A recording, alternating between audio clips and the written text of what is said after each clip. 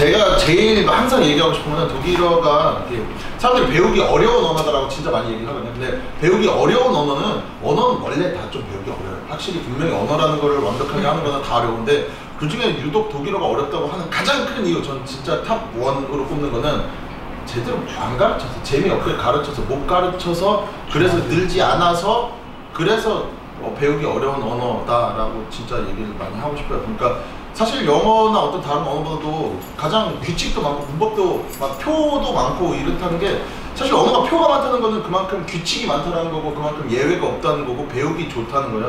그러니까 독일어 저는 가르치면서 느끼는 게 참 가르치기 좋고 또 배우는 사람도 배우기가 사실 좋아요. 문제는 뭐냐면 배울 게 그냥 많은 것 뿐이에요. 양이 많을 뿐이지.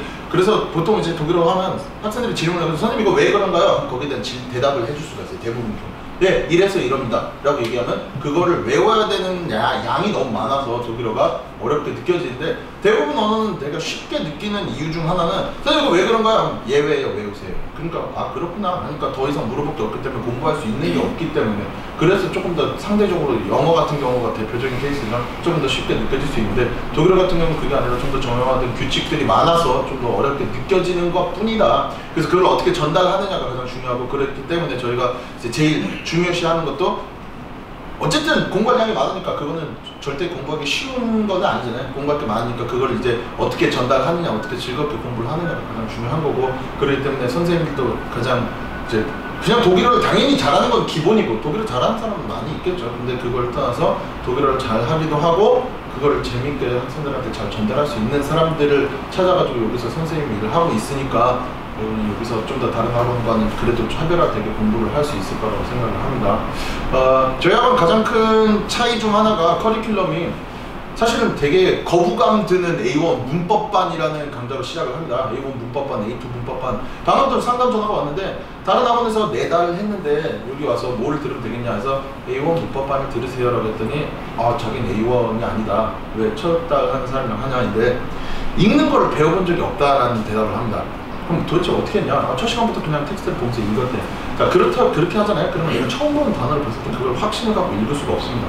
읽는 거 다 규칙이 정해져 있는데 그 규칙들 다 배우는 게 당연한 건데 그걸 하지 않고 건너뛰는 케이스가 너무 많아요. 그런데 그거를 다 배우고 넘어가야 된다는 거예요.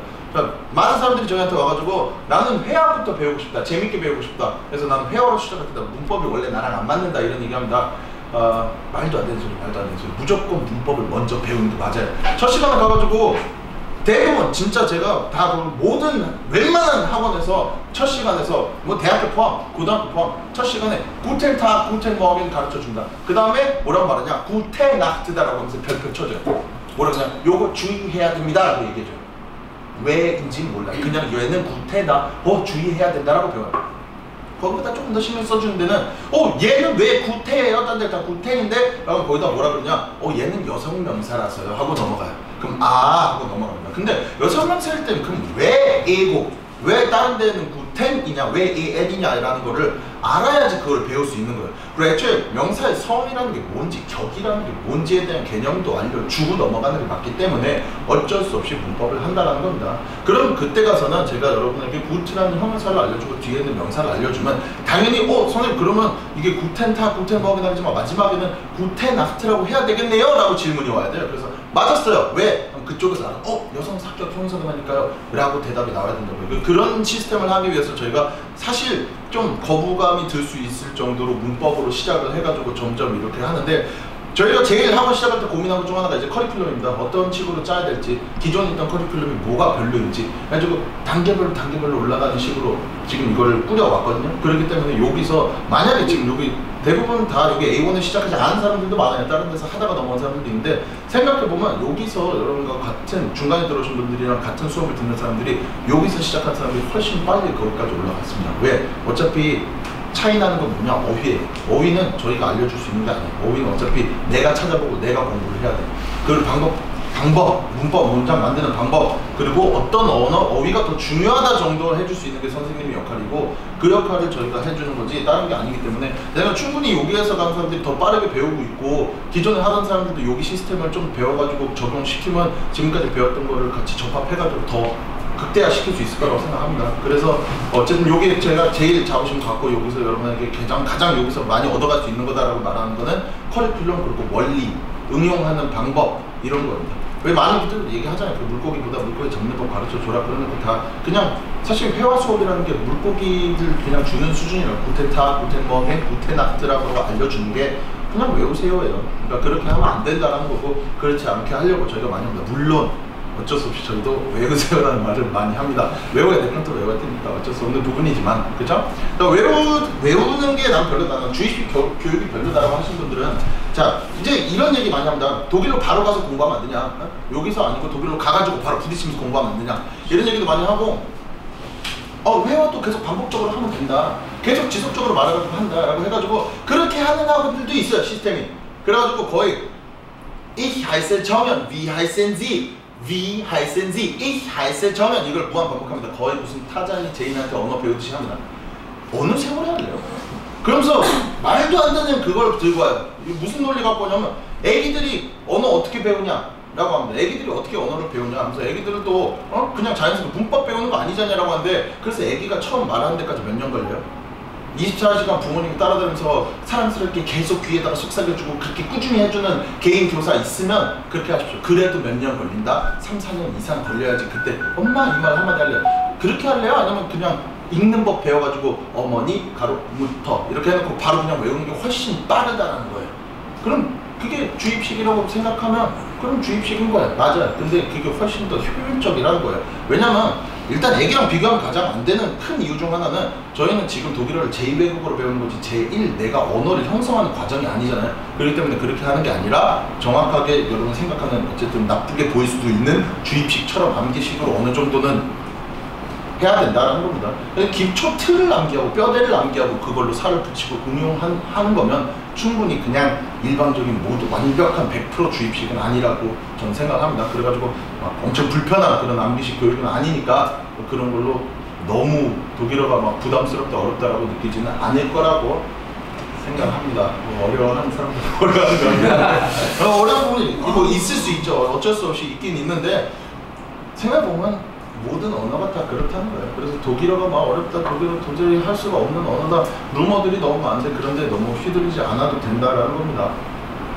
뭐 장황하게 말이 많았는데 뭐 독일어 공부하면서 좀 어렵거나 이건 도대체가 어떻게 된 건지 모르겠다는 거 좀 있습니까? 저 질문 있습니다. 그러면 회화는 정확하게 언제쯤 시작하면 좋은 건지 일단 그런 거예요. 문법을 저희는 문법반에서 문법을 배우고 그다음 그걸 통해서 이제 문장을 만드는 작문 연습을 제일 많이 합니다. 작문이 어떻게 보면 말하기, 듣기, 읽기, 쓰기 중에서 제일 어려울 수가 있어요. 물론 말하기랑도 비슷하겠지만 독해는 진짜 쉬워요. 여러분 솔직히 문장 볼 때 구텐이라고 써있지 구테스라고 써있든 구템이라고 써있든 그냥 좋은이라고 해석할 거잖아요. 그러니까 별로 거기가 그냥 써있는 거 남이 다 격변화 시키는 거 보면서 그냥 읽기만 하니까 그냥 술술술 읽으면 돼요. 그냥 대충 내가 그러고 머릿속에 그래도 어떤 논리와 그런 게 있기 때문에 흐름대로 그냥 이렇게 해석이 되겠거니 하고 맞춰가지고 그냥 해석을 합니다. 근데 막상 그걸 내가 쓰려고 어렵잖아요. 그렇기 때문에 장문을 내가 많이 해야 된다라고 제가 얘기를 한 겁니다. 거기다가 내가 정확하게 어떤 규칙을 의거해서 어떻게 형용사 변화시키고 동사 변화시키고 어떤 전체가 쓰고 내가 다 골라야 되니까. 근데 그 과정이 되게 오래 걸려요. 그럼 장문 하다 보면 진짜 그 생각밖에 안 들어요. 와 내가 어떻게 도대체 이걸 입 밖으로 말하려면 머릿속에서 몇 개를 거쳐야 되냐인데 우선은 내가 만드는 원리를 배우고 문법을 통해서 작문을 하는 법을 싹 배우고 내가 그걸 아는 상태로 독해를 보면서 그냥 막연히 해석하는 게 아니라 왜 이게 이렇게 써 있는지를 옆에다가 하다못해 적으면서 아니면 내가 나한테 생각해 여기 이렇게 이렇게 사격번호 했네 이렇게 했으니까 이렇게 했네 얘 전치사 이거 썼네 전치사 이거 썼으니까 뒤에 몇 격변화 했네 이렇게 보면서 가면서 익숙해지는 거고 그 다음에는 소리내서 읽는 거예요. 소리내서 읽으면 눈으로 보고 입으로 말하고 그걸 내가 한 번 더 듣는다라고 해서 3단으로 기억이 된다라고 합니다. 그 소리내서 읽으면서 그게 어떻게 되냐 나중에는 ich gehe, ich esse, ich sehe 이게 이가 1인칭 단수니까 내가 어미 변화를 an을 a로 바꿔야겠다라고 생각하면서 말을 안 한다고 i는 a로 끝나야지 자연스러운 거예요. 근데 그걸 어떻게 읽느냐? 내가 배운 거를 독해에서 많이 봤고 그러기 때문에 입 밖으로도 쉽게 나온다라는 거예요. 그러니까 결국 뭐냐? 반복이에요, 반복. 나중에 말할 때 저희는 아무도 문법을 생각하면서 말하진 않아요. 근데 무한 반복을 통해서 그게 익숙해지는 건데 말할 때 가끔 헷갈릴 수 있다. 이게 지금 M이라고 해야 되나 N이라고 해야 되나 했을 때 내가 처음에 배웠던 문법이 그때 다시 들어오는 거였죠. 그래서 그러네, 이거 M이라고 하는 거 맞겠네. 다시 한 번 더 생각했을 때 내가 배웠던 거 토대로 내가 정확한 대답을 찾아낼 수만 있으면 그러면 되는 거다. 그래서 제 생각에 회화는 사실 한 3달에서 4달쯤 됐을 때, 개인적으로 4달부터가 조금 더 좋긴 한데 3달부터 회화를 할 이유는 2달 정도 문법을 배웠는데 내가 이제 독일어가 좀 지쳤다, 좀 딱딱한 거 하기 싫다, 좀 더 재밌게 하고 싶다. 솔직히 뭐 독일보다는 회화가 재밌겠죠. 내가 말로 하는 거니까. 그런 경우에는 이제 회화반을 좀 들어가가지고 이 언어의 재미를 좀 더 느끼고 다시 독해반으로 가는 것도 나쁘지 않은 방법이겠죠. 그런 건 이제 보통 저희 학원에서 이제 문법반 끝나면 상담 통해서 회화를 같이 독해를 같이 너무 지쳐 보인다, 회화 가가지고 한번 언어 재미 다시 느끼고 돌아와라 라는 식으로 바꿔가면서 공부하면 좋겠죠. 하나 더 질문. 예.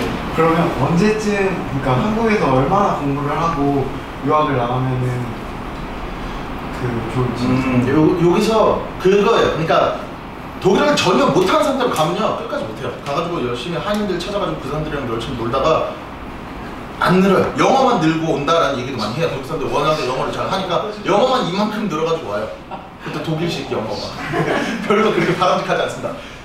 어느 정도 해놓고 가는 게 무조건 좋죠. 근데 그 어느 정도냐, 내가 그래도 입 밖으로 좀 나올 때, 그게 어느 정도는 딱 베아인스 자격증 땄을 때가 제일 좋아요. 제가 봤을 때. 그 정도 하고 가면 내가 그래도 뭐라고 수 있어요.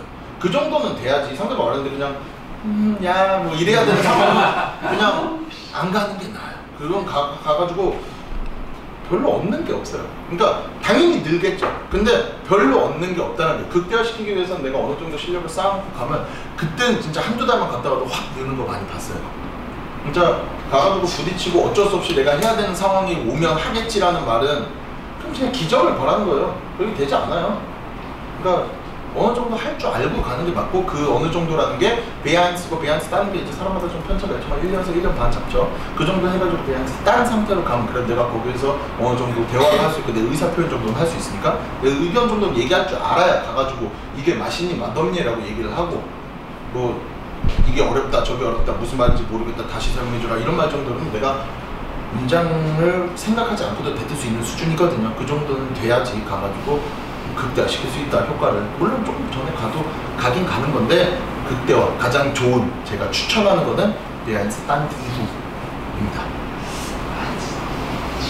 좀 한숨 쉬는 사람 있죠? 네. 그 단어 같은 경우에는 암기를 해야 될 게 분명히 많이 있는데, 그러면은 단어 사전에 그냥 아베체 순서로 나와 있는 그런 걸 외울 수도 없고, 시중에 나와 있는 단어장에 뭐 머리, 가슴, 배 이런 거를 외우는 것도 아니고 독일 정원에서 다르게 암기를 할 수 있게 도와주는 방법이 있다는데. 제가 봤을 때 단어는요, 제가 뭐 저희 반에서 여러 번 얘기했지만 기초 단어라는 건 존재하지 않아요. 기초 단어는 사람마다 다 다르고 되게 굉장히 상대적인 말이에요.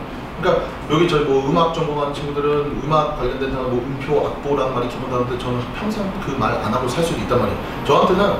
저는 주어라는 말 없이 살 수가 없어요.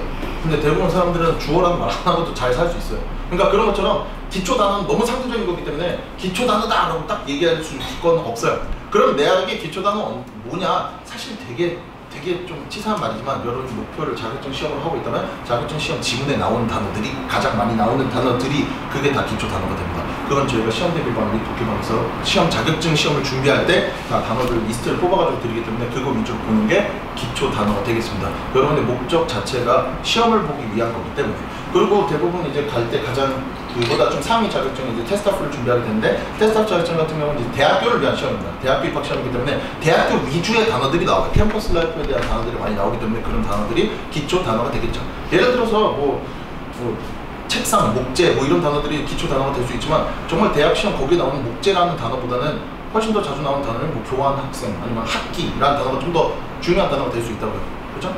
그런 것 때문에 어떤 분야에 따라 좀 다르고, 여기에서 여러분이 목표를 잡고 내가 이것 때문에 독일어를 한다 하시는 분들은 그거에 맞는 기초 단어를 저희가 뽑아서 드립니다. 그리고 그 단어는 다 그 시험을 위한 단어다라고 생각하시면 돼요. 네, 좀 대답이 되나요? 네, 감사합니다. 네. 또 있습니까? 없으면 잘 놀고 있었는데 너무 심해.